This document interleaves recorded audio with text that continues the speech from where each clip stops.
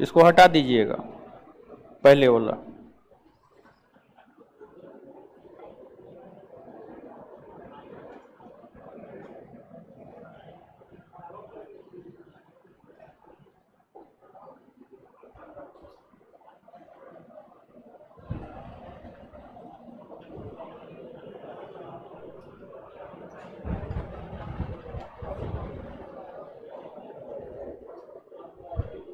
इसको हटा दीजिएगा, पहले वाला।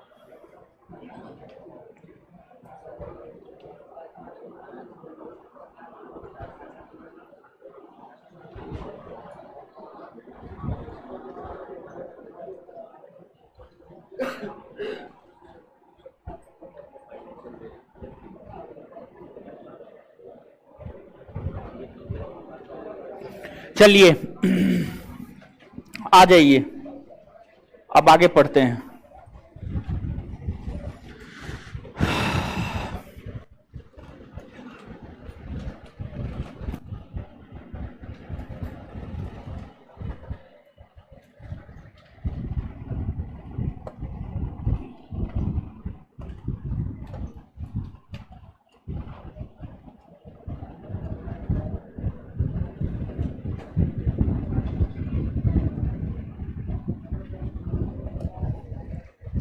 क्या पढ़ा रहे थे?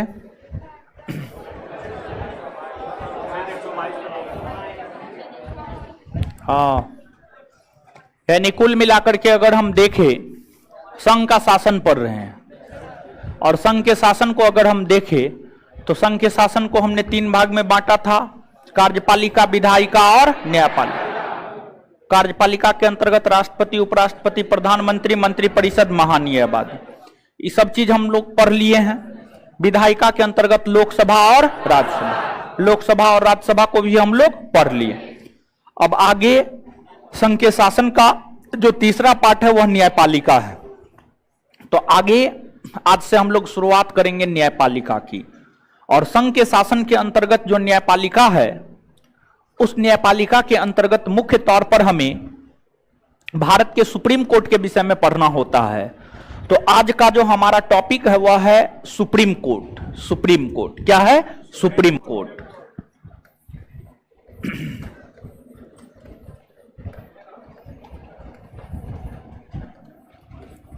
सुप्रीम कोर्ट, गौर कीजिएगा यहां पर, सुप्रीम कोर्ट कहिए या उच्चतम न्यायालय कहिए, उच्चतम न्यायालय कहिए या सर्वोच्च न्यायालय कहिए, या सर्वोच्च न्यायालय कहिए, सुप्रीम कोर्ट कहिए, उच्चतम न्यायालय कहिए या सर्वोच्च न्यायालय कहिए, सब एक बात, ठीक है। जैसे कि आप ही का सर्टिफिकेट नेम कुछ और होता है, घर में आपको कुछ और नाम से पुकारा जाता है, ऐसा होता है कि नहीं होता है? होता है। उसी प्रकार से सुप्रीम कोर्ट को भी कई नामों से जाना जाता है, सुप्रीम कोर्ट, उच्चतम न्यायालय और सर्वोच्च न्यायालय। यह जो सुप्रीम कोर्ट, उच्चतम न्यायालय और सर्वोच्च न्यायालय है, इसके विषय में जानकारी हमें मुख्य तौर पर भारतीय संविधान का भाग 5 और भारतीय संविधान के भाग 5 के अंतर्गत अनुच्छेद 124 से अनुच्छेद 147, अनुच्छेद 124 से अनुच्छेद 147 हमें सुप्रीम कोर्ट के विषय में जानकारी प्रदान करता है। अब जब हम भारत की न्यायिक प्रणाली को देखें, अब बतियाना ना है, भारत की न्यायिक प्रणाली को देखें तो भारत में न्यायपालिका के 3 स्तर देखने को मिलते हैं। भारत में जो न्यायपालिका है, न्यायपालिका के 3 स्तर देखने को मिलते हैं, जिसके सर्वोच्च स्थान पर सुप्रीम कोर्ट है, उसके नीचे हाई कोर्ट है, और हाई कोर्ट के नीचे सबऑर्डिनेट कोर्ट है। सबऑर्डिनेट कोर्ट है यानी अधीनस्थ न्यायालय है। अधीनस्थ न्यायालय के अंतर्गत ही जिला न्यायालय और सत्र न्यायालय आता है, जिला न्यायालय और सत्र न्यायालय आता है। तो भारतीय न्यायिक प्रणाली के अंतर्गत न्यायपालिका के 3 स्तर होते हैं। सबऑर्डिनेट कोर्ट, हाई कोर्ट और सुप्रीम कोर्ट। जो 3 स्तर होते हैं, इसमें सर्वोच्च स्थान पर भारत का सुप्रीम कोर्ट होता है। और जो सुप्रीम कोर्ट है यह देश का सर्वोच्च न्यायालय है, यह देश का सबसे बड़ा न्यायालय है। हर दृष्टिकोण से यह देश का सबसे बड़ा न्यायालय है। किसी भी दृष्टिकोण से आप देख लीजिए, हर दृष्टिकोण से ये सबसे बड़ा न्यायालय है। अब देखिएगा कि आप सभी लोग इस बात से निश्चित तौर पर अवगत हैं कि आपको भारत में अंग्रेजों का शासन था। अंग्रेजी शासन के दौरान ब्रिटिश संसद ने समय समय पर कई अधिनियम पारित किए। उन अधिनियमों में एक अधिनियम था भारत शासन अधिनियम 1935। भारत शासन अधिनियम 1935 जो है, भारत शासन अधिनियम 1935 में, भारत शासन अधिनियम 1935 में संघीय न्यायालय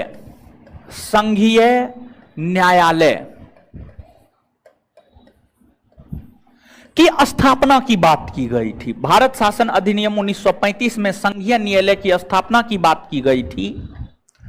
और 1935 के अधिनियम के तहत, 1935 के अधिनियम के तहत ही संघीय न्यायालय की स्थापना 1937 ईस्वी में हुई। संघीय न्यायालय की स्थापना कब हुई? 1937 ईस्वी में संघीय न्यायालय की स्थापना हुई।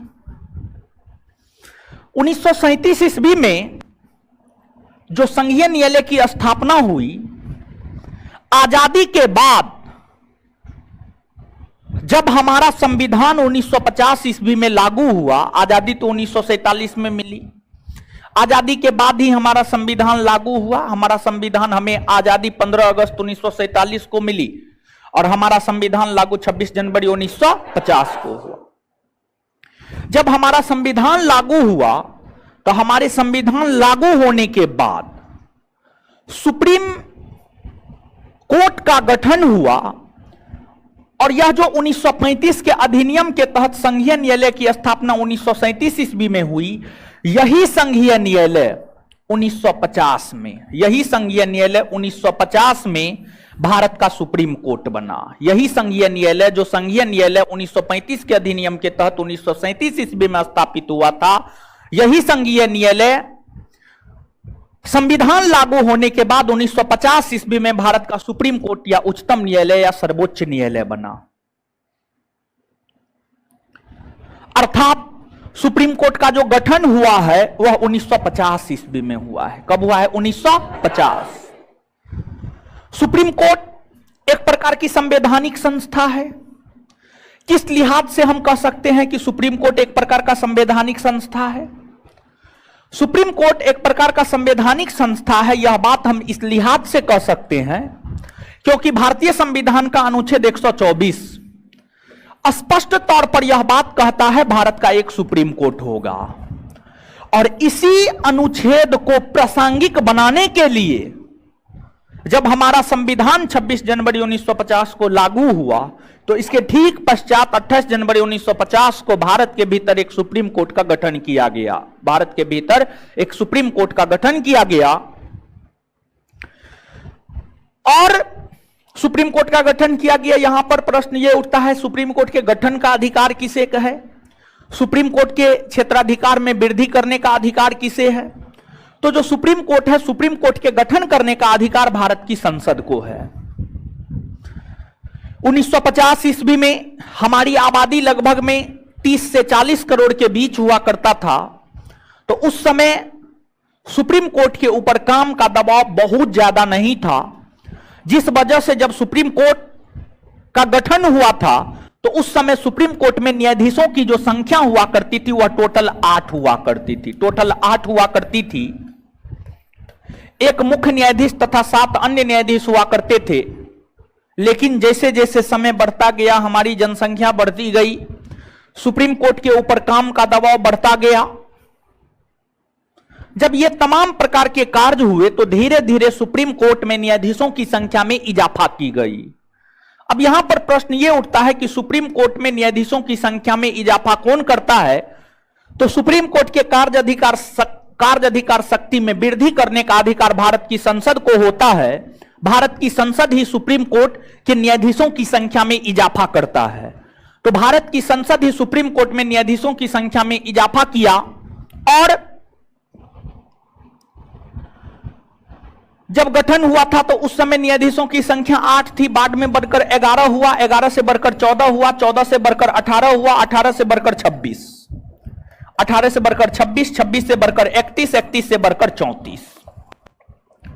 वर्तमान समय में अगर हम भारत के सुप्रीम कोर्ट में न्यायाधीशों की संख्या को देखें तो वर्तमान समय में भारत में सुप्रीम कोर्ट में न्यायाधीशों की संख्या 34 है, यानी 34 है। 34 है यानी 34 है, जिसमें एक मुख्य न्यायाधीश है तथा 33 अन्य न्यायाधीश है। एक मुख्य न्यायाधीश है तथा 33 अन्य न्यायाधीश।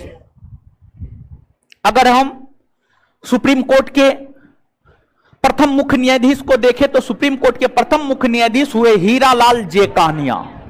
वही वर्तमान में सुप्रीम कोर्ट के जो मुख्य न्यायाधीश है एनबी रमन्ना, लेकिन ये तो अब रिटायर करने वाले थे। हो गए? नहीं हुए? हो गए? अब यूयू ललित बन गए, समझ गए? ललित। तो वर्तमान में अगर आप देखेंगे तो ललित, यूयू ललित जो है आपको सुप्रीम कोर्ट के मुख्य न्यायाधीश बने हैं। ललित सुप्रीम कोर्ट के 49वें मुख्य न्यायाधीश बने, 49वें। हीरालाल जे कानिया से लेकर के ललित तक, न्यायाधीश ललित तक, जो टोटल 49 मुख्य न्यायाधीश बने हैं, इसमें सुप्रीम कोर्ट के न्यायाधीश के तौर पर सबसे अधिक दिनों तक रहने का रिकॉर्ड यशवंत विष्णु चंद्रचूड़ के नाम है। यशवंत विष्णु चंद्रचूड़ के नाम है। और जो यशवंत विष्णु चंद्रचूड़ है 1978 ईस्वी से लेकर 1985 ईस्वी तक लगभग में 6 बरस से अधिक समय तक यशवंत विष्णु चंद्रचूड़ भारत के मुख्य न्यायाधीश के पद पर रहे हैं। वहीं सबसे कम समय तक न्यायाधीश के पद पर रहने का रिकॉर्ड कमल नारायण सिंह के नाम दर्ज है। और जो कमल नारायण सिंह है लगभग 17 दिन तक, लगभग 17 दिन तक जो है भारत के मुख्य न्यायाधीश के पद पर हैं, भारत के मुख्य न्यायाधीश के पद पर हैं। और जो न्यायाधीश ललित बने हैं वो भी बहुत ज्यादा दिन तक मुख्य न्यायाधीश के पद पर नहीं रहेंगे, 2 महीना से थोड़ा सा ज्यादा रहेंगे, मतलब 72-73 दिन मेरे ख्याल से लगता है रहेंगे। तो बहुत ज्यादा दिन तक जो है वो भी नहीं रहेंगे। अब सुप्रीम कोर्ट में न्यायाधीश होते हैं, मुख्य न्यायाधीश होते हैं, अन्य न्यायाधीश होते हैं। तो सुप्रीम कोर्ट के भीतर जो मुख्य न्यायाधीश और अन्य न्यायाधीश होते हैं, इनकी नियुक्ति कौन करता है? अगर हम सुप्रीम कोर्ट के न्यायाधीशों की नियुक्ति को देखें तो भारतीय संविधान के अनुच्छेद 124 के क्लाउज 2 को आप पढ़िए। भारतीय संविधान के अनुच्छेद 124 के क्लाउज 2 को अगर आप पढ़ते हैं तो इससे हमें सुप्रीम कोर्ट के न्यायाधीशों के नियुक्ति के विषय में जानकारी प्राप्त होता है। और यह अनुच्छेद यह कहता है कि सुप्रीम कोर्ट के न्यायाधीशों की नियुक्ति भारत के राष्ट्रपति करते हैं, भारत के राष्ट्रपति करते हैं। फिर जब आप आगे बढ़ेंगे तो सुप्रीम कोर्ट के न्यायाधीश बनने की क्या योग्यता है, उस विषय में जानकारी हमें अनुच्छेद 124 का क्लाउज 3 देता है। अनुच्छेद 124 के क्लाउज 3 को जब आप पढ़ेंगे तो जो अनुच्छेद 124 का क्लाउज 3 है यह हमें सुप्रीम कोर्ट के न्यायाधीश बनने की योग्यता के विषय में जानकारी प्रदान करता है कि आखिरकार सुप्रीम कोर्ट के न्यायाधीश बनने की योग्यता क्या है। सुप्रीम कोर्ट के न्यायाधीश बनने की योग्यता क्या है? अगर हम योग्यता को देखें तो सबसे पहला योग्यता तो यही होता है कि भारत का नागरिक हो। सबसे पहला योग्यता होता है भारत का नागरिक हो, भारत का नागरिक हो, भारत का नागरिक हो। दूसरा योग्यता यह होता है कि कम से कम एक या एक से अधिक उच्च न्यायालय में, एक या एक से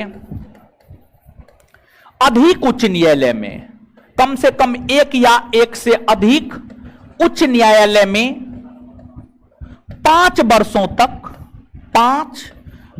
तक न्यायाधीश के पद पर काम किया हो, 5 वर्षों तक न्यायाधीश के पद पर काम किया हो।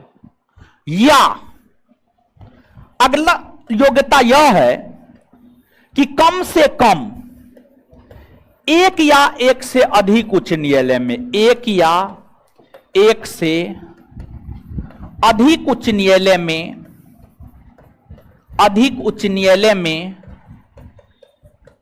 10 वर्षों तक अधिवक्ता के तौर पर काम किया हो, अधिवक्ता के तौर पर काम किया हो। या जो तीसरा कंडीशन, जो अगला कंडीशन है वह यह है कि राष्ट्रपति के नजर में विधि का बहुत बड़ा ज्ञाता हो, राष्ट्रपति के नजर में विधि का यानी कानून का बहुत बड़ा ज्ञाता हो, कानून का बहुत बड़ा ज्ञाता हो। अब यहां पे गौर कीजिएगा, देखिए, भारत का नागरिक हो, दूसरा एक या एक से अधिक उच्च न्यायालय में 5 वर्षों तक न्यायाधीश के पद पर हो। ये वाला कंडीशन भारत का नागरिक को कंपलसरी है, ये आवश्यक है, भारत का नागरिक को ये आवश्यक है। उसके साथ साथ जो 2 नंबर, 3 नंबर और 4 नंबर है, इन तीनों में से कोई एक योग्यता होनी चाहिए। इसी वजह से हर कंडीशन के बाद या शब्द हमने जोड़ा है। तो जो पहला है भारत का नागरिक हो वो आवश्यक है, उसके साथ साथ दूसरा, तीसरा और चौथा, दूसरा, तीसरा और चौथा, ये तीनों में से कोई भी एक शर्त आवश्यक है। सब शर्त को पालन करना, सब शर्त का पालन करना आवश्यक नहीं है, बल्कि 2, 3 और 4, इन तीनों शर्तों में से सिर्फ एक शर्त को पालन करना आवश्यक होता है। अगर इन कंडीशनों को कोई व्यक्ति फुलफिल करता है तो उसी व्यक्ति को सुप्रीम कोर्ट के न्यायाधीश के तौर पर भारत के राष्ट्रपति के द्वारा नियुक्त किया जाता है। अब जब नियुक्त किया जाता है तो प्रश्न यह उठता है कि उसे शपथ कौन दिलाता है। तो अगर हम शपथ की बात करें तो उसे राष्ट्रपति के द्वारा जो है शपथ दिलाया जाता है, राष्ट्रपति के द्वारा शपथ दिलाया जाता है। अगर उन्हें त्यागपत्र देना होगा तो वो त्यागपत्र किसे देंगे? राष्ट्रपति को देंगे। उनका कार्यकाल होता है या नहीं होता है? तो सुप्रीम कोर्ट के न्यायाधीशों का कोई कार्यकाल नहीं होता है, बल्कि उनके रिटायरमेंट का एज होता है, और उनके रिटायरमेंट का एज होता है वह 65 वर्ष होता है, 65 वर्ष। तो सुप्रीम कोर्ट के न्यायाधीशों का जो रिटायरमेंट का एज होता है वह कितना होता है? 65 वर्ष। कितने वर्ष का? 65 वर्ष का होता है। तो यहां तक चीजों को लिखिए, अब लिखिएगा।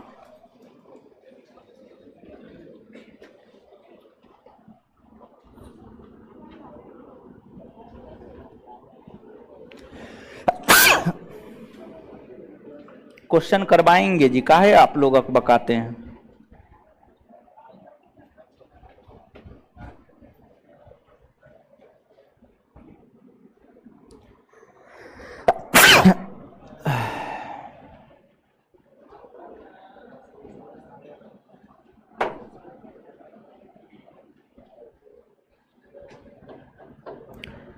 समिति नहीं बताए हैं क्या? संसदीय समिति नहीं बताए हैं? नहीं बताए हैं? अरे बाप रे, ये तो बहुत बड़ा चीज छूट गया।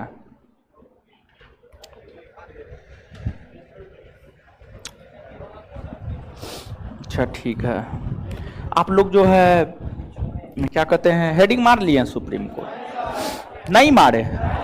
संसदीय समिति पढ़ना जरूरी है, ठीक है।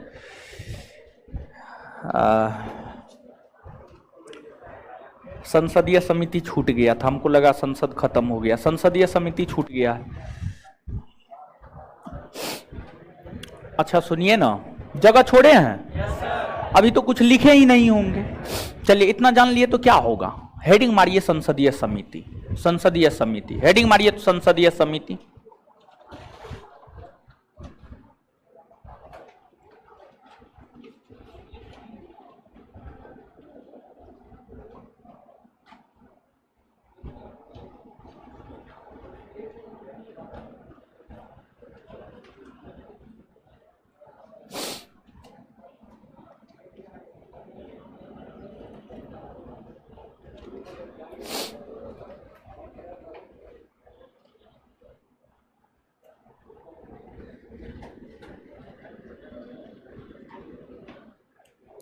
नियुक्ति कितने बार में होता है? मां पागल आदमी है जी, क्वेश्चन स्पष्ट कीजिए ना जी। और नियुक्ति कितने बार में होता है? क्या नियुक्ति कितने बार में होता है? 72 बार में नियुक्ति होता है। नियुक्ति होना है, हो गया, एक बार में नियुक्ति हो गया कि 75 बार में नियुक्ति होगा? ये कौन क्वेश्चन है? क्वेश्चन भी स्पष्टता पूर्वक नहीं पूछता है। हेडिंग मारिए तो संसदीय समिति, संसदीय समिति छूट गया। आप लोग भी नहीं बोलते हैं।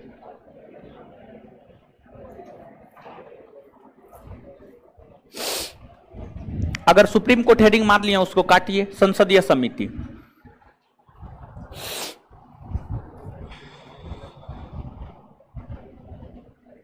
देखिए ध्यान दीजिएगा, संसद,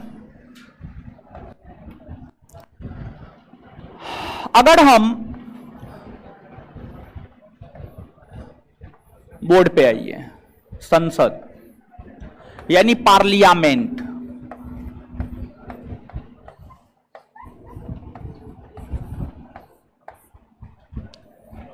जो पार्लियामेंट है, पार्लियामेंट का जो काम है वह काफी व्यापक है, बहुत ज्यादा बड़ा है। पार्लियामेंट का काम बहुत ज्यादा बड़ा है, बहुत व्यापक काम है।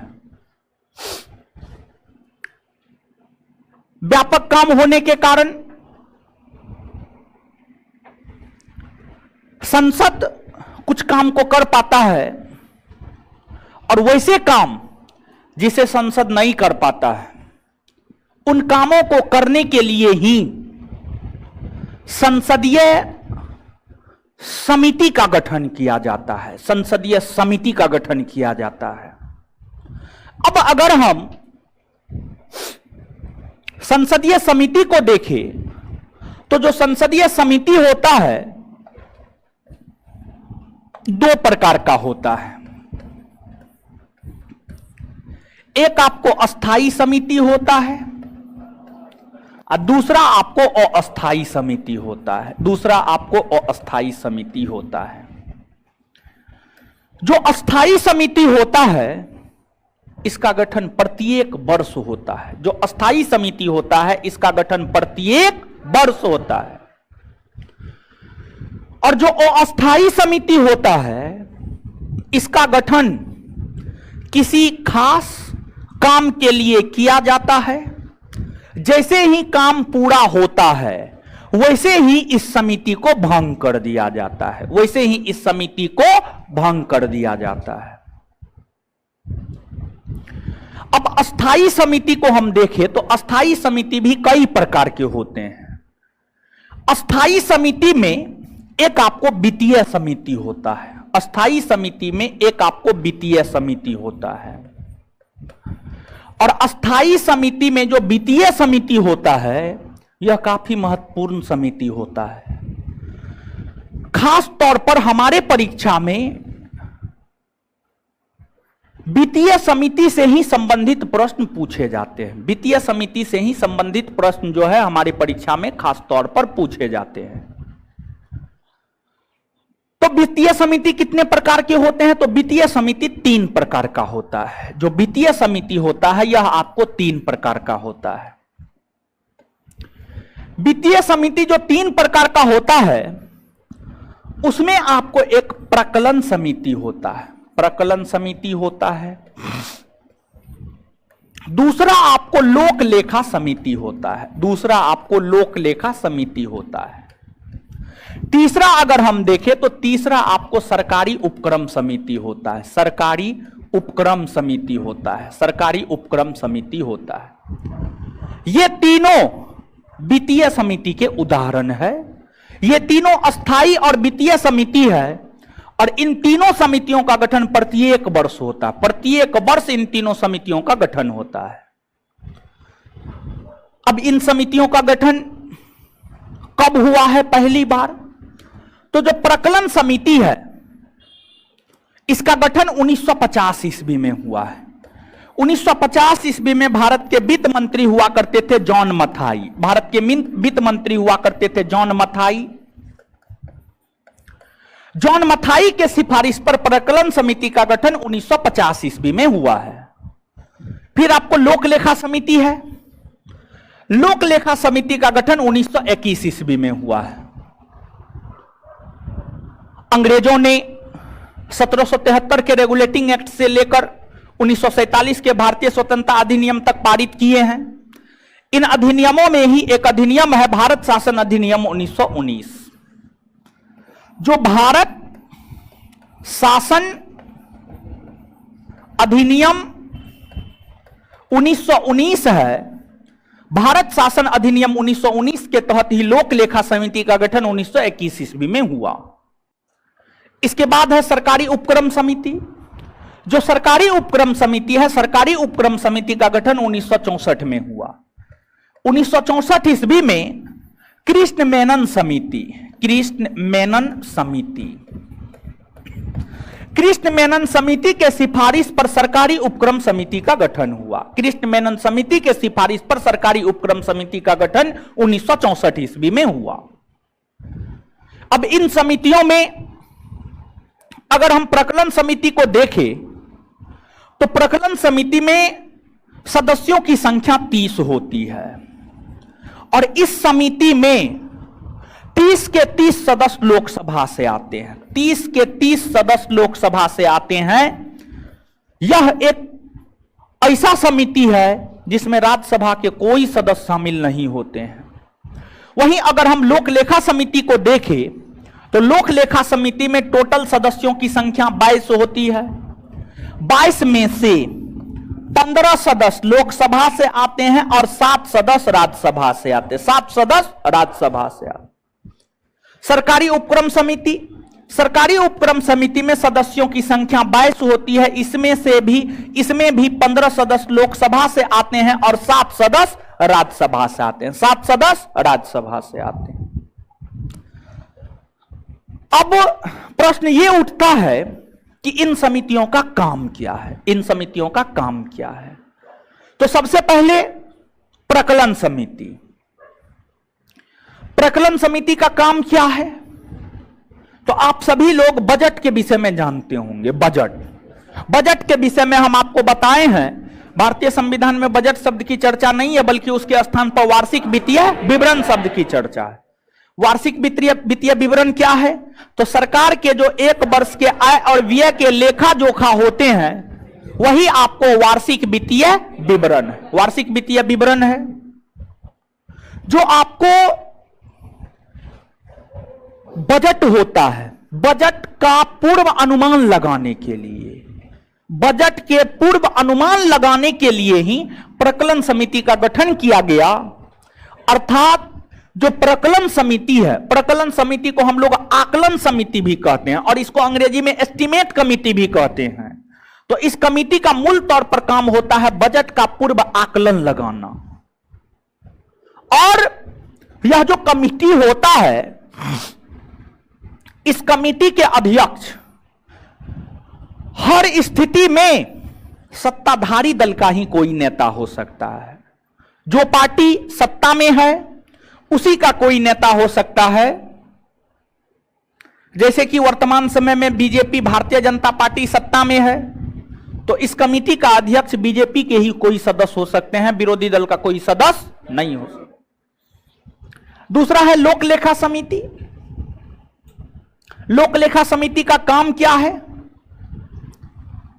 जो भ्रष्टाचार होता है, जैसे कि मान लीजिए संचित निधि से धन निकाला गया महात्मा गांधी सेतु पुल बनाने के लिए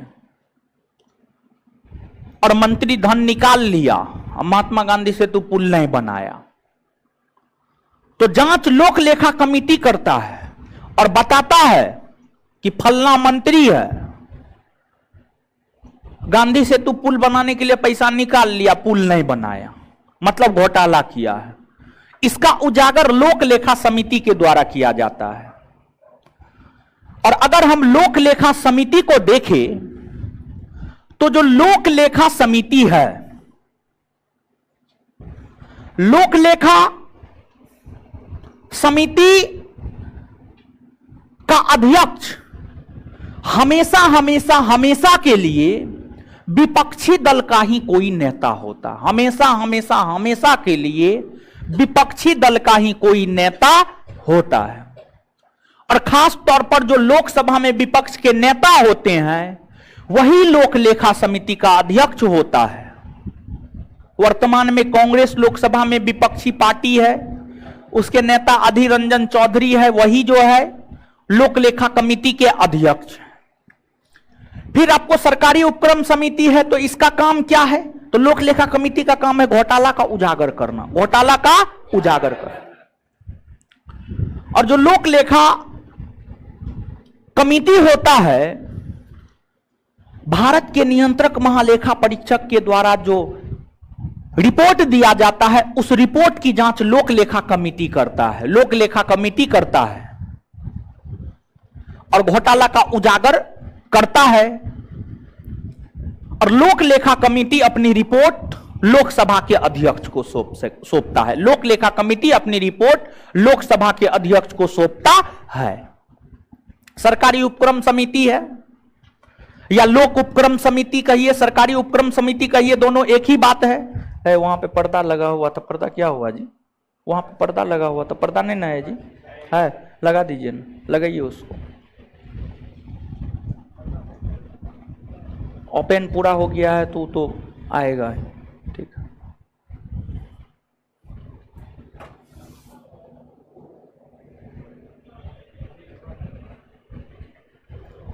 चलिए अब सुनिएगा, लोक उपक्रम समिति या सरकारी उपक्रम समिति का क्या काम है? भारत के भीतर जितनी भी सरकारी कंपनियां हैं, सरकारी संस्थान है, जैसे कि BSNL सरकारी संस्थान है, एयर इंडिया सरकारी कंपनी है, LIC सरकारी कंपनी है, SBI state bank of India सरकारी बैंक है। अगर भारत के इन सरकारी संस्थानों में घोटाला होता है, उस घोटाला की जांच और उस घोटाला को उजागर सरकारी उपक्रम समिति करता है। तो LIC, एयर इंडिया, SBI जैसे भारत के सरकारी कंपनी और सरकारी संस्थानों में घोटाला का उजागर सरकारी उपक्रम समिति के द्वारा किया जाता है। और यह जो कमेटी होता है, सरकारी उपक्रम कमेटी, इस कमेटी की अगर हम बात करें तो इस कमेटी का भी अध्यक्ष लगभग में सत्ताधारी दल का ही कोई नेता होता है। यह निश्चित नहीं है, फिर भी सामान्य तौर पर सत्ताधारी दल का ही कोई नेता सरकारी उपक्रम समिति का अध्यक्ष होता है। तो नीचे से लिखिए,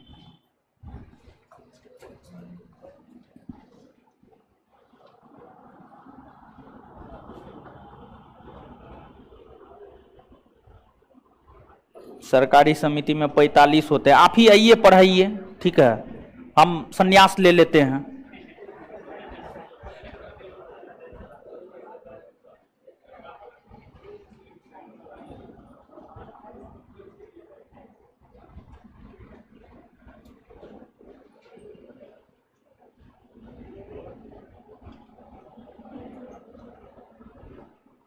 सरकारी समिति में 45 होते हैं। आ जाइए लाली कुमारी जी, आइए आप ही पढ़ाइए, हम आज से संन्यास ले रहे हैं। पढ़िए ना आराम से, धरफराते कहाँ हैं? आएंगे 45 पर आएंगे, ठीक है। ऑनलाइन वाली को कैसे हम पीछे भेज देंगे?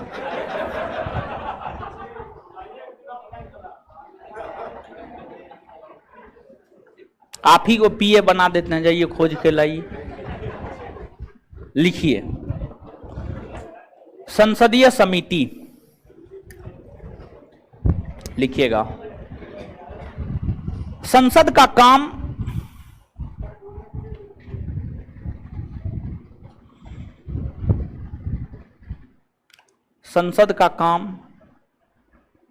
काफी व्यापक होता है।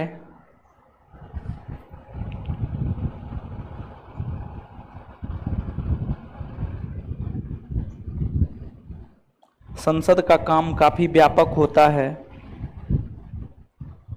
संसद का काम काफी व्यापक होता है। संसद उसी में संसद जिन कामों को नहीं कर पाते हैं,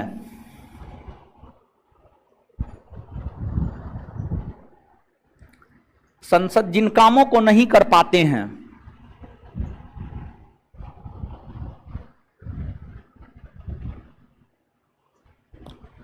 उसे करने के लिए, संसद जिन कामों को नहीं कर पाते हैं उसे करने के लिए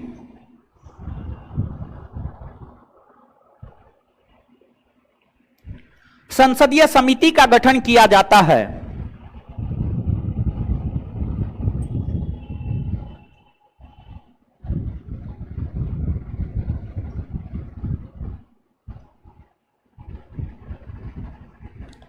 उसे करने के लिए संसदीय समिति का गठन किया जाता है। Full stop. संसदीय समिति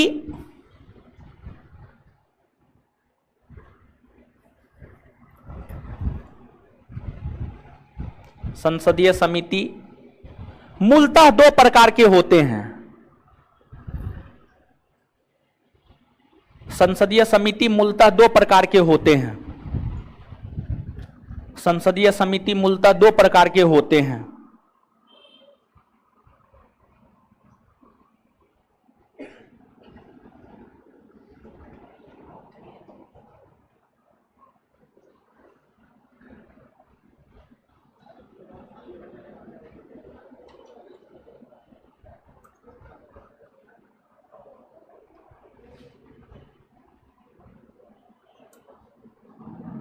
उत्कर्ष सोलंकी क्वेश्चन है ना आपका क्लियर है। क्वेश्चन क्लियर रहेगा तब ना कुछ बोलेंगे। ऐसे जो मन में आता है लिख दिए, ठीक है। जो मन में आता है ऑनलाइन वाला लिख देता है, ठीक है। क्वेश्चन कुछ स्पष्ट नहीं करता है, उसका आंसर खोजता है, तो कहां से मिलेगा।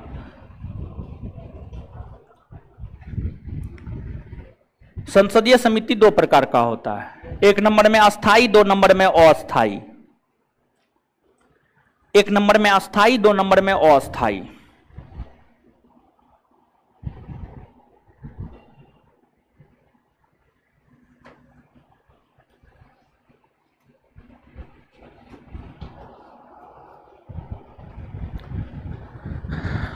नीचे से स्टार मार के। अस्थाई समिति का गठन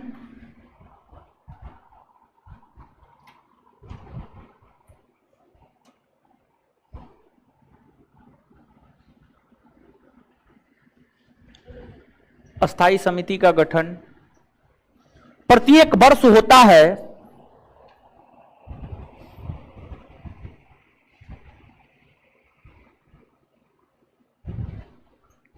वहीं अस्थाई समिति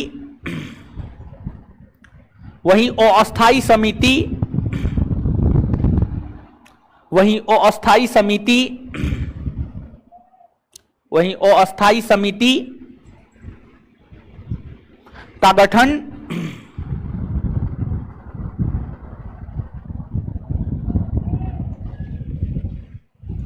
किसी भी समय वहीं अस्थाई समिति का गठन किसी भी समय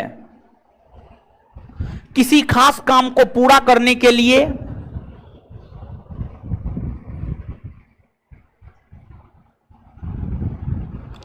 किसी खास काम को पूरा करने के लिए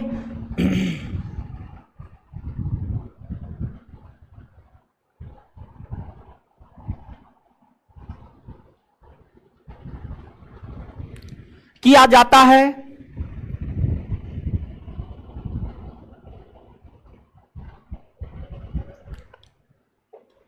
जैसे ही काम पूर्ण होता है, जैसे ही काम पूर्ण होता है वैसे ही जैसे ही काम पूर्ण होता है वैसे ही जैसे ही काम पूर्ण होता है वैसे ही अस्थाई समिति को भंग कर दिया जाता है। वैसे ही अस्थाई समिति को भंग कर दिया जाता है। वैसे ही अस्थाई समिति को भंग कर दिया जाता है।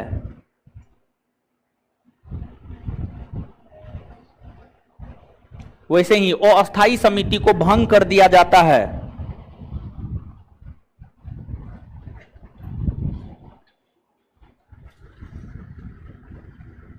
अब नीचे से अस्थाई समिति,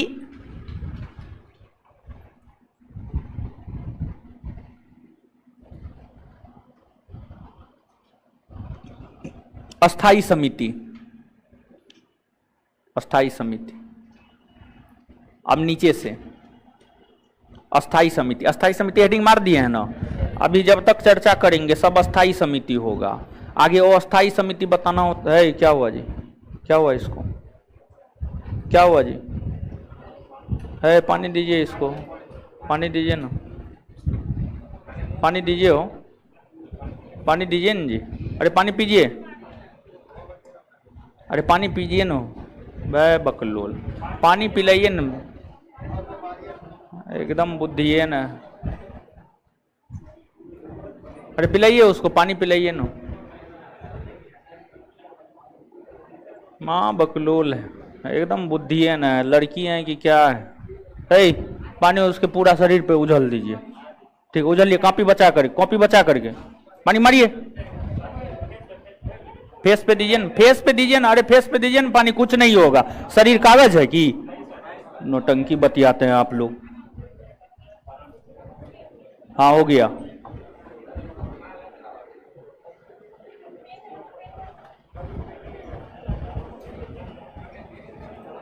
चलिए इसको ग्लूकोज ला करके दीजिए, ग्लूकोज ला के दीजिए इसको, और 2 मिनट में आना चाहिए। इन्हें जाकर के बतियाने लगिएगा कहीं जाकर के।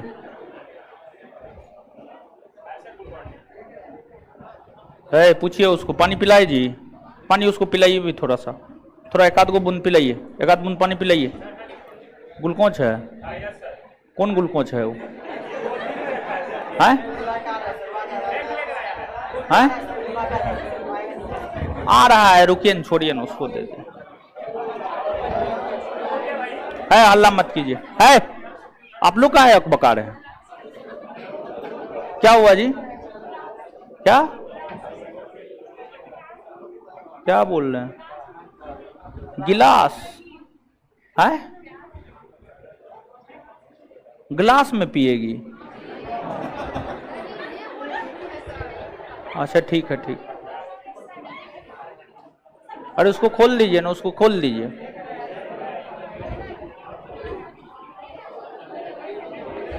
पिलाइए उसको, पानी पिलाइए। नहीं पिएगी पानी?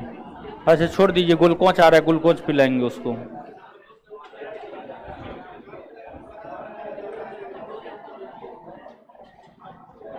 माथा से पानी मारना चाहिए, एकदम बुद्धि न है, ठीक है। सीधा बाल भिंगा देते पूरा, ठंडा लगेगा तो क्या होगा, मर थोड़े जाएगी वो।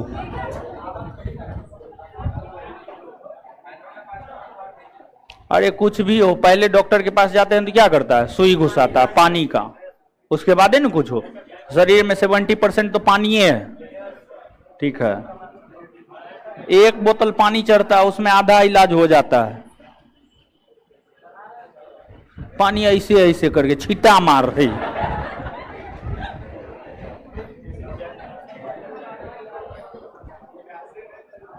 रखिए रखिए, वहीं पे रखिए, उसको जरूरत होगा, ठीक है।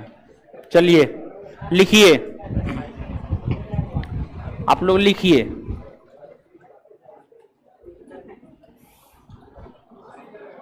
अस्थाई समिति। अब अस्थाई समिति में अगला हेडिंग मारिए वित्तीय समिति। वित्तीय समिति, अस्थाई समिति में अगला हेडिंग मारिए वित्तीय समिति। वित्तीय समिति,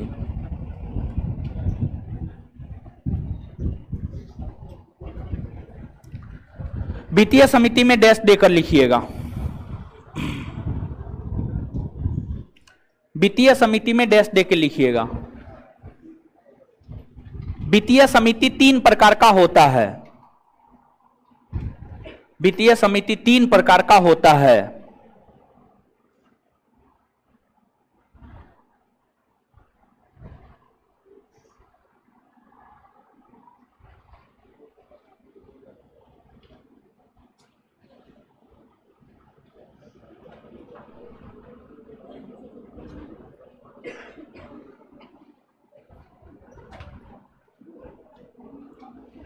वित्तीय समिति एकदम पूरा घोर के पूरा लाए हैं ना?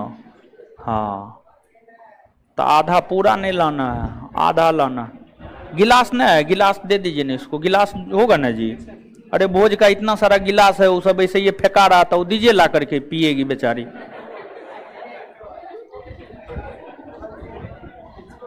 लिखिए, आप लोग लिखिए। रुकिए, पहले ग्लूकोज पिलाने दीजिए, फिर इसको विदा कर देंगे, ठीक है? मतलब भेजा देंगे घर। लिखिए, वित्तीय समिति 3 प्रकार का होता है। 1 नंबर में प्राक्कलन समिति, 1 नंबर में प्राक्कलन समिति,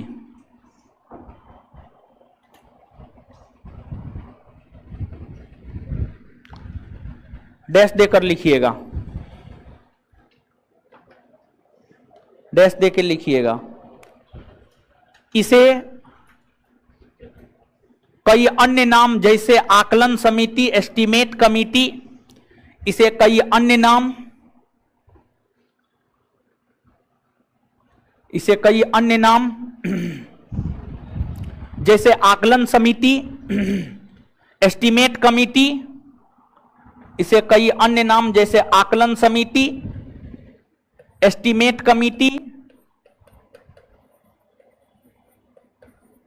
एस्टीमेट कमिटी के नाम से जाना जाता है। इसे कई अन्य नाम जैसे एस्टीमेट, जैसे आकलन कमिटी, एस्टीमेट कमिटी के नाम से जाना जाता है। धोया हुआ है ना जी, गंदा नहीं ना है गिलास है? सब किए हैं? हाँ। और हमेशा ऑरेंज फ्लेवर लाया कीजिएगा, ठीक है? ये गलत फ्लेवर आप ले, उसको जरूरी है। पीजिए, पीजिए हो, ऑरेंज फ्लेवर में ज्यादा एनर्जी होता है, ठीक है? ये सबको बुद्धियों न, आराम से पीजिए, हड़बड़ाना न है, आराम से पीजिए, आप आराम से पीने दीजिए। लिखिए, आप लोग अपना अपना लिखिए। नाम से जाना जाता है, फुल स्टॉप, फुल स्टॉप।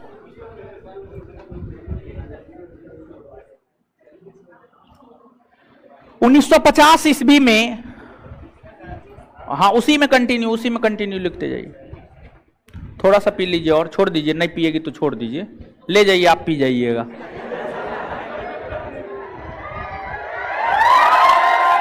देखिए, ये कौन बात हुआ? चलिए, 1950 ईस्वी में भारत के वित्त मंत्री जॉन मथाई के सिफारिश पर, जॉन मथाई के सिफारिश पर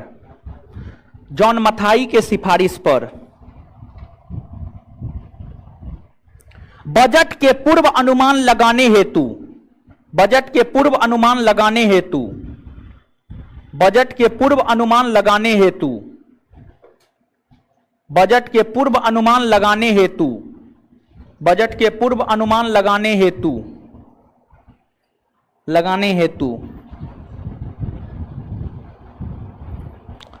प्राक्कलन समिति का गठन किया गया। प्राक्कलन समिति का गठन किया गया।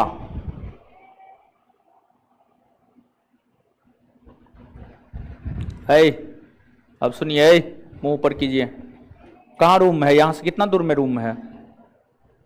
कितना दूर में रूम है? बोलिए ना। कौन रहती है? आप हो? आप रहते हैं? कहाँ रूम है? महावीर मंदिर के पास। सॉरी, ईसाई मंदिर नहीं जी, बकली। शाहगंज में महावीर मंदिर, और उधर शाहगंज में हो, प्रोफेसर कॉलोनी में। शाहगंज प्रोफेसर कॉलोनी, वहां पे महावीर मंदिर है, परिणय उत्सव हॉल है, वहीं पे है। अच्छा, एगो काली मंदिर भी है उधर, है वो अंदर में काली मंदिर भी है, वहीं पे। काली मंदिर या महावीर मंदिर? महावीर मंदिर, महावीर मंदिर तो परिणय उत्सव हॉल के पास।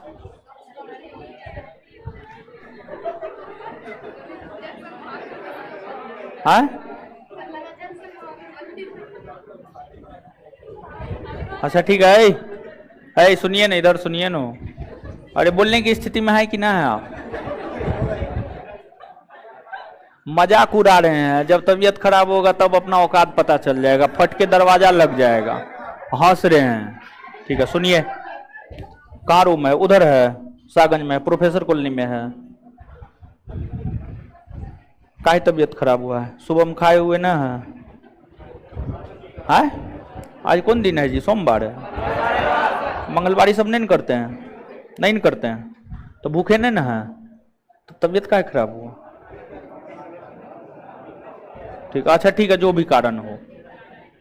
अभी आप इस स्थिति में हैं कि कहीं पे जा सकते हैं, मतलब कहीं पे जा सकते हैं, मतलब मेडिकल में जा सकते हैं, डॉक्टर के पास जा सकते हैं, इस स्थिति में है ना? है? अकेले जा सकते हैं ना, कि कोई और साथ में लड़की जाएगी? ये बताइए। है? और इसका तबीयत पहले से खराब है, और पहले से खराब, दवाई लिए हुए हैं, दवाई लिए हुए हैं, तो आपको घर जाना है। घर जा सकते हैं अकेले? अकेले नहीं जा सकते हैं, तो आप जा सकते हैं इसके साथ। है? क्या बोल रही? तो कोई दिक्कत नहीं ना है? कोई दिक्कत नहीं ना? हम लिखाएं ना? ठीक है, आराम से आप आराम कीजिए, कोई दिक्कत नहीं है। ठीक है, नहीं लिखना छोड़ दीजिए ना, अपना बाद में लिखेगी, क्या जरूरी। ठीक है, बाद में लिखेगी अपना। खाना पीना खाइए, ये हो भाई। क्या रोटी खाते हैं? है? क्या रोटी खाते हैं? कम से कम 4 रोटी सुबह, 4 रोटी शाम खाइए, कम से कम 4 रोटी। ठीक है। हाँ, आप लोग तो 12 को कम है। आप लोग को कोई काम थोड़े है, बनाना है, खाना है, सोना है, और ट्यूशन का टाइम हुआ, ट्यूशन आना है। ठीक, अब तो सब नो खत्म हो। लिखिए, अब लिखिए।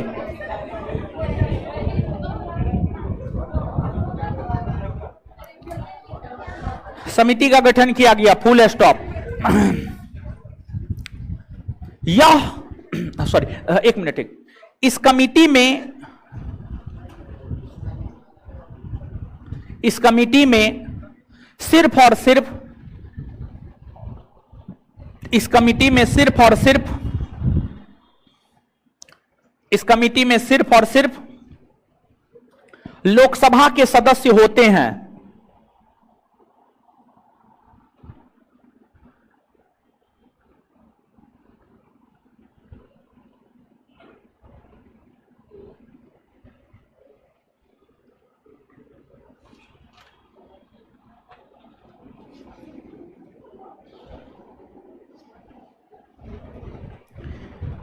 इस कमिटी में सिर्फ और सिर्फ लोकसभा के सदस्य होते हैं। लोकसभा के सदस्य होते हैं, फुल स्टॉप।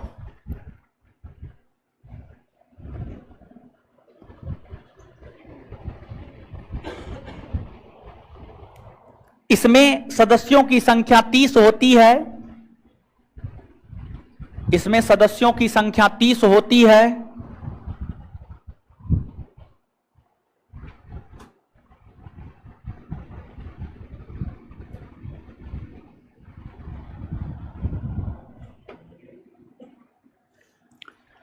यह सबसे बड़ी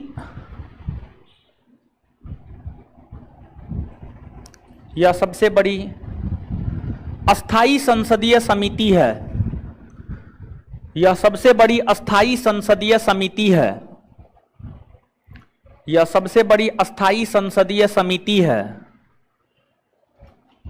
ऑनलाइन वाला सब भी महाबकलोल है। ठीक है,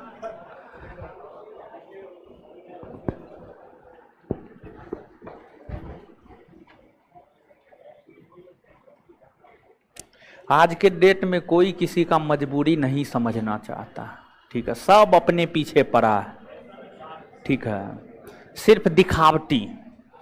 ठीक है, अभी लड़की का तबीयत खराब हुआ, ठीक है, तो इसको प्राथमिक इलाज देंगे कि नहीं देंगे? कि इसको छोड़ करके हम पढ़ाते हैं? मानवता ऐसा कहता है जी? इससे पूछना मेरा फर्ज है। ठीक है, सही है या नहीं है, क्या दिक्कत है नहीं दिक्कत है। अगर मान लिया जाए डॉक्टर से नहीं दिखाई रहती, पहले से इसका तबीयत खराब है, तो फिर भेजते डॉक्टर के पास ही, हम नहीं पूछेंगे। ठीक है, उतना मेरा मोरलिटी नहीं गिर गया है, उतना नैतिकता नहीं गिर गया है, उतना पैसा के पीछे नहीं भागते हैं कि आप जो कहिएगा 2000-4000 में खरीद लिए हैं तो आप भरम में जी रहे हैं। आपको जहां जाना है जाइए, भागिए, ये फालतू का कमेंट मत किया कीजिए। ठीक है, लिखिए, यह सबसे बड़ी अस्थाई संसदीय समिति है, फुल स्टॉप।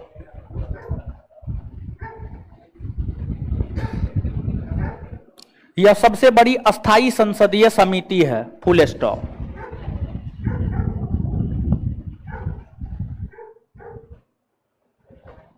नोट देकर के लिखिएगा, इस कमिटी का अध्यक्ष इस कमिटी का अध्यक्ष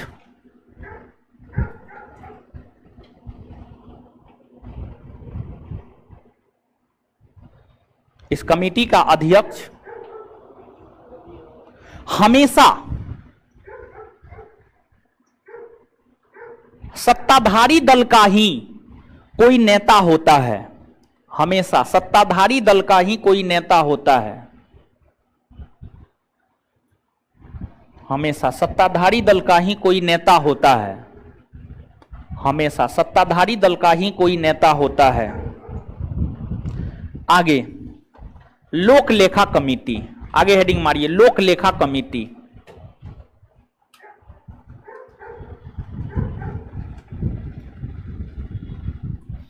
लोक लेखा कमेटी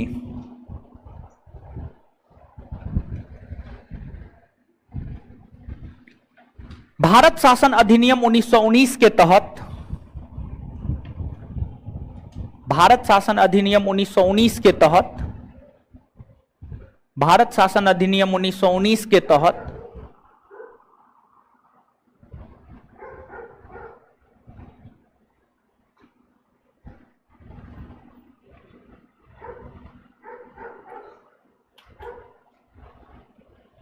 भारत शासन अधिनियम 1919 के तहत 1921 ईस्वी में 1921 ईस्वी में लोक लेखा, भारत शासन अधिनियम 1919 के तहत 1921 ईस्वी में लोक लेखा समिति का गठन हुआ है।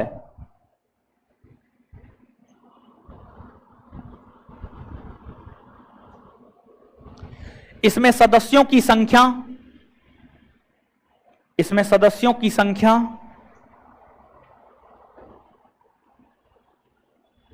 22 होती है।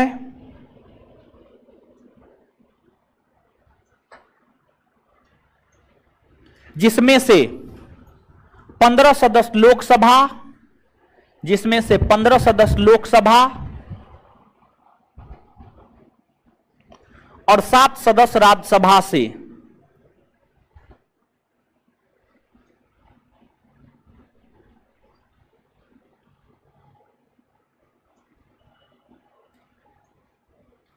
पंद्रह सदस्य लोकसभा और 7 सदस्य राज्यसभा से आते हैं।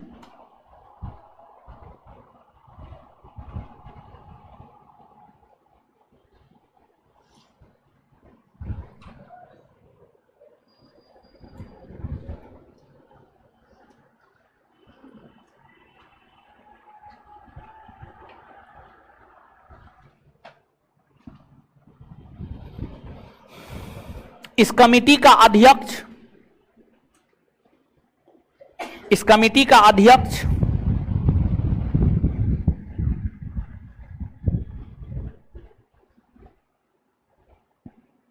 लोकसभा के विपक्ष के नेता होते हैं। इस कमेटी का अध्यक्ष लोकसभा के विपक्ष के नेता होते हैं।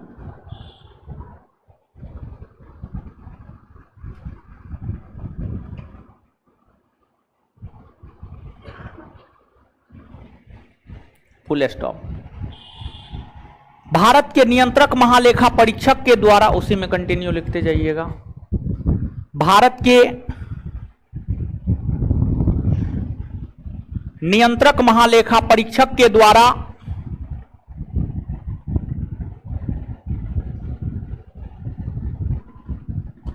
भारत के नियंत्रक महालेखा परीक्षक के द्वारा,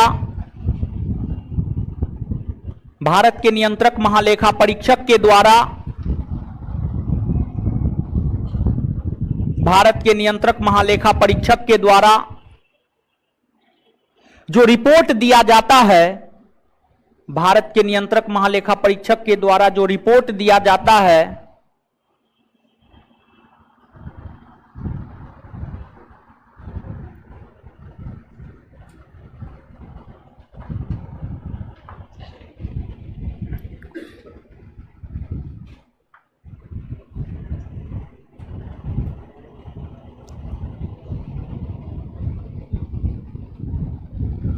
उस रिपोर्ट की जांच लोक लेखा समिति करता है।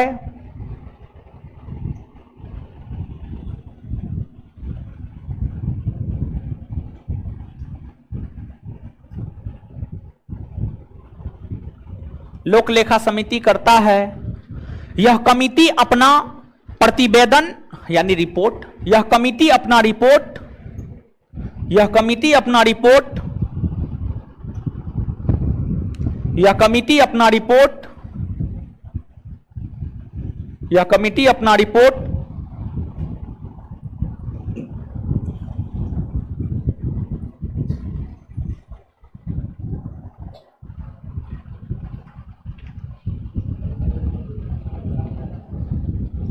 लोकसभा अध्यक्ष को देता है। यह कमिटी अपना रिपोर्ट लोकसभा अध्यक्ष को देता है।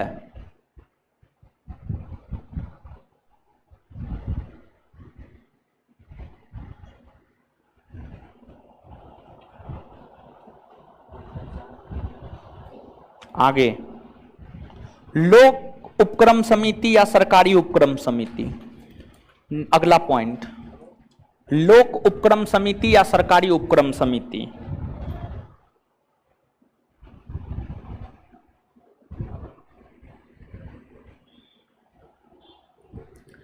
लोक उपक्रम समिति या सरकारी उपक्रम समिति, लोक उपक्रम समिति या सरकारी उपक्रम समिति।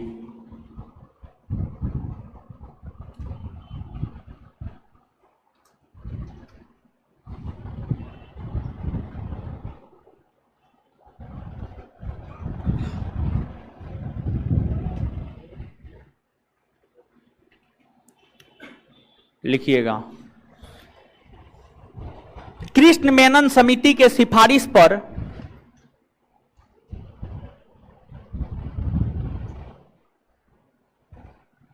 जानते हैं, आप गौर कीजिएगा, मेरा फाउंडेशन बैच ऑनलाइन है, हम ऑनलाइन नहीं पढ़ाते हैं। हम ऑनलाइन सिर्फ ग्रेजुएट बच्चा को पढ़ाना पसंद करते हैं, जो हर चीज को समझता हो। ठीक है, फाउंडेशन में होता है कि मैट्रिक इंटर वाला एडमिशन ले लेता है, उसको दुनियादारी से कोई बहुत ज़्यादा मतलब होता नहीं है। कभी पढ़ा कभी पढ़ा, कभी पढ़ा कभी नहीं पढ़ा, बीच में उठ के आ जाएगा, कुछ समझ में नहीं आएगा, कहेगा ये कैसे होता है वो कैसे होता है, उतना दिमाग कौन खपाएगा आप में। ठीक है, इसी वजह से आप गौर कीजिए, बिट्टू सर का ऑनलाइन फाउंडेशन बैच है, इकोनॉमिक्स का है, फिजिक्स का है, बायोलॉजी का है, हर चीज का है, लेकिन मेरा मात्र एगो फाउंडेशन बैच है ऑनलाइन में। बाद बाकी मेरा ऑफलाइन है, ऑफलाइन तो मेरा ये है, सब चीज का ऑफलाइन चलता है, ऑनलाइन में सिर्फ यही, फाउंडेशन बैच में सिर्फ यही तो है। बाद बाकी हम टारगेट बैच पढ़ाते हैं ऑनलाइन, टारगेट बैच में कोई दिक्कत ना है, टारगेट बैच का बच्चा हर चीज समझता है। ठीक है, ऑनलाइन इसी वजह से हम अपना फाउंडेशन बैच नहीं देते हैं, जानबूझ करके नहीं देते हैं। अब बिट्टू सर का है वहाँ पे हम नहीं दे सकते हैं, ऐसा थोड़े कि सब चीज कैमरा ये है, लाइव है ये, हर चीज है ये, हम तो उपलब्ध है ये, लेकिन जानबूझ करके हम नहीं देते हैं अपना ऑनलाइन बैच। ठीक है, मैट्रिक इंटर वाला को पढ़ाने का नहीं मन करता है, बच्चा को पढ़ाने का मन नहीं करता है, समझ गए, यानी जो अपने प्रति सचेत ही नहीं है। ठीक है, वो तो ऑफलाइन आते हैं, तो ऑफलाइन तो खौफ इतना है कि पढ़िएगा कैसे ना। ठीक है, ऑनलाइन में कोई खौफ थोड़े है, घर पे बैठा हुआ है, ऐसे करके बैठा हुआ है, कैसे करके बैठा हुआ है, क्या कर रहा है, बेलनो बेल रहा है, देख भी रहा है, समझे। तो ऑनलाइन में तो हम देखने जाते नहीं हैं, इसी वजह से हम नहीं देते हैं ऑनलाइन बैच, समझे। ये सबसे ऑनलाइन वाला सबको पता नहीं लगता है कि 2-4-500 में बैच मिलता है, खरीद लेता है, जो मन हुआ कमेंट किए। ठीक है, जैसे मन हुआ वैसे किए, तो ऐसा शौक नहीं है। ठीक है, देखिए पैसा ऑनलाइन में है, ये सत्य है, ये सत्य है, पैसा ऑनलाइन में है, लेकिन फिर भी पैसा कमाने का हमको ज्यादा शौक नहीं है। बिट्टू सर को ज्यादा शौक है, अपना देते हैं बेच, अपना कमाते हैं। हमको ज्यादा शौक नहीं है ऑनलाइन पैसा कमाने का।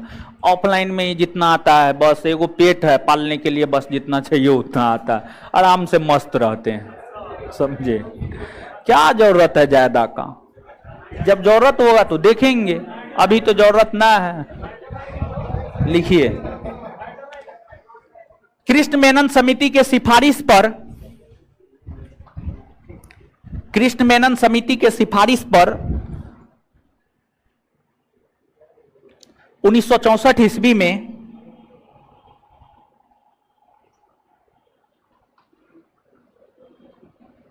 कृष्ण मेनन समिति के सिफारिश पर 1964 ईस्वी में लोक उपक्रम समिति का गठन हुआ है।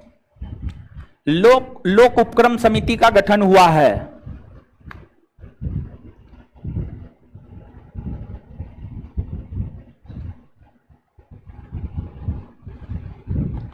लोक उपक्रम समिति का गठन हुआ है।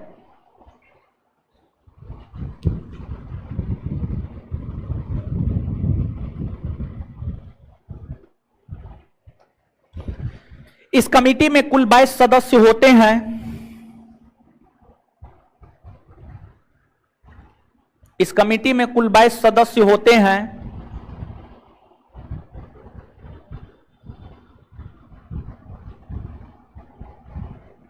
जिसमें से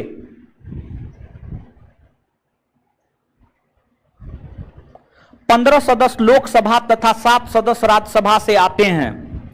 जिसमें से 15 सदस्य लोकसभा तथा 7 सदस्य राज्यसभा से आते हैं।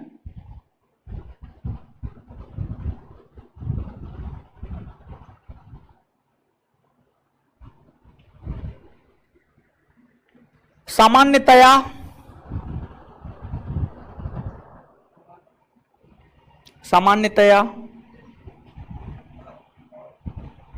इस कमेटी का भी अध्यक्ष,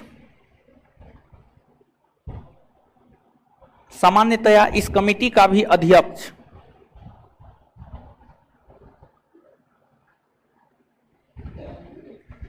सत्ताधारी दल का ही कोई नेता होता है। सामान्यतया इस कमेटी का भी अध्यक्ष सत्ताधारी दल का ही कोई नेता होता है।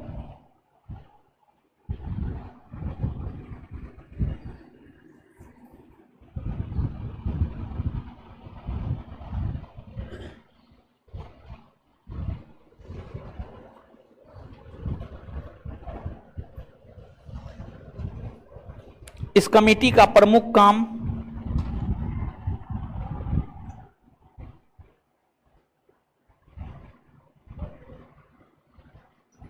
इस कमेटी का प्रमुख काम भारत की सरकारी कंपनियां जैसे, इस कमेटी का प्रमुख काम भारत की सरकारी कंपनियां जैसे, भारत की सरकारी कंपनियां जैसे जैसे एयर इंडिया, अच्छा बिक गया, फिर भी एग्जाम्पल के तौर पर लिख, पहले सरकारी था, छोड़िए ना, लिखिए ना, एयर इंडिया। मोदी जी तो सब चीज बेचिए दिए, ठीक है क्या, बाकी क्या समझने के लिए समझिए। एयर इंडिया, BSNL, LIC, यो बिक गया, LIC सब बिक गया। एयर इंडिया, LIC, SBI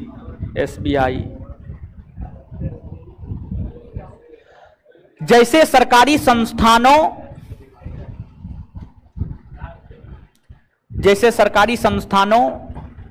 के अकाउंट की जांच करना,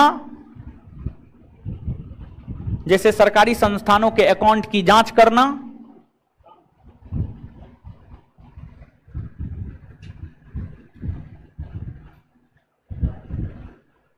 तथा उसकी अनियमितता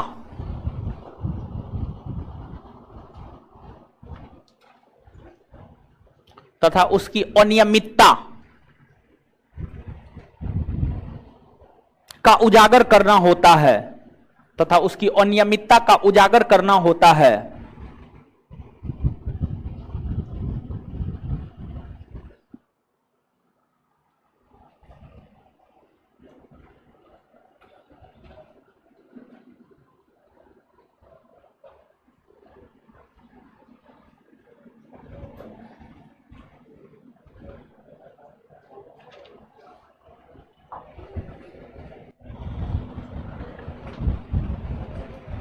चलिए आइए, तो संसदीय समिति कितने प्रकार का होता है? कौन कौन? अस्थाई और अच्छा, वित्तीय समिति कितने प्रकार? वित्तीय समिति अस्थाई होता है या अस्थाई? क्या होता है? अच्छा, वित्तीय समिति जो 3 प्रकार का होता है, कौन कौन? प्रकलन समिति का गठन कब हुआ? किसके सिफारिश पर? इसमें सदस्यों की संख्या 30 के 30 सदस्य। कौन सदस्य? कौन सदन से? सबसे बड़ा अस्थाई संसदीय समिति कौन है? कौन ऐसा समिति है जिसमें सिर्फ और सिर्फ लोकसभा के ही सदस्य हो? अच्छा, लोक लेखा समिति का गठन कब हुआ? किस अधिनियम के तहत? भारत शासन अधिनियम 1900। इसमें सदस्यों की संख्या लोकसभा से, राज्यसभा से। अच्छा, कैग के रिपोर्ट की जांच कौन समिति करता? कैग की रिपोर्ट की जांच। अच्छा, लोक लेखा समिति अपना रिपोर्ट किसको सौंपता? लोकसभा के अध्यक्ष। लोक लेखा समिति अपना रिपोर्ट किसको सौंपता? लोकसभा के अध्यक्ष। सरकारी उपक्रम समिति का गठन कब हुआ? कब हुआ है? कौन समिति के सिफारिश? कौन समिति के सिफारिश? सदस्यों की संख्या, सदस्यों की संख्या लोकसभा से, राज्यसभा से, लोकसभा से, राज्यसभा से। अच्छा, कौन ऐसा समिति है जिसका अध्यक्ष सत्ताधारी दल का ही कोई नेता होता है? कौन है? कौन ऐसा समिति है जिसका अध्यक्ष विपक्ष का कोई नेता होता है? लोकसभा में विपक्ष का नेता। और सरकारी उपक्रम समिति का अध्यक्ष सामान्य तौर पर कौन होता है? कौन होता है? सत्ताधारी दल का ही कोई नेता होता है। अच्छा ठीक है, बायोलॉजी कितना चैप्टर हुआ है जी? 9 चैप्टर हुआ, 10वां चल रहा है। अच्छा, सिर्फ सिलेबस ही खत्म हो रहा है कि आप भी उसको कर रहे हैं? आए कर रहे हैं कि नहीं कर रहे हैं? हाँ, तो सिलेबस के साथ साथ देखिए, सिर्फ सिलेबस खत्म होने से कुछ नहीं होगा। सिलेबस तो एक ना एक दिन खत्म हो ही जाएगा, लेकिन आपके अंदर कितना चीज है ये मायने रखता है। ठीक है, तो चीजों का बार बार रिवीजन कीजिए, कॉपी का बार बार रिवीजन कीजिए। पॉलिटी लगभग 50% समाप्त हो गया है, 50% और बाकी है। टोटल 100 क्लास लगता है पॉलिटी में, 56-57 क्लास हो गया है। ठीक है, बाद बाकी 44-45 क्लास जो है आपको बाकी है। 44-45 क्लास और लगेगा पॉलिटी में। ठीक है, 44-45 क्लास और लगेगा। 100 क्लास लगता है पॉलिटी में, पूरे पॉलिटी में। लेकिन जिस तत्परता के साथ पढ़ा रहे हैं उसी तत्परता के साथ अगर आप याद रख लीजिएगा तो इसमें आने वाले दिनों में सिर्फ और सिर्फ आपको करेंट के चीजों को उसमें जोड़ना होगा। बाद बाकी आप 2-4-5 साल में तो कंपटीशन पास करिए जाइएगा। ठीक है, 2-4 साल में तो कम पास करिए जाइएगा, तो आपको दोबारा पढ़ने की कोई जरूरत नहीं है। अगर तत्परता के साथ, जिस तत्परता के साथ हम आपको पढ़ा रहे हैं उतना चीज अगर आप अपने दिमाग में रख लेते हैं तो 2-4-5 साल तक, 5 साल तक आपको फिर से दोबारा पढ़ने की जरूरत नहीं है। बस कॉपी जो है, जो ऑब्जेक्टिव देंगे दिए हुए हैं, उसको सिर्फ और सिर्फ हर परीक्षा में जाने से पहले रिवाइज कर लेना है। ठीक है, तो छुट्टी के बाद आज पहला क्लास था, होमवर्क सब की चर्चा नहीं करेंगे। अगले क्लास में तसल्ली से होमवर्क सब हर बात की चर्चा करेंगे। इससे आगे अगले क्लास में मिलते हैं। धन्यवाद सभी लोगों का। हमको निकलने दीजिए, तब आराम से निकल जाइएगा आप लोग ऑनलाइन।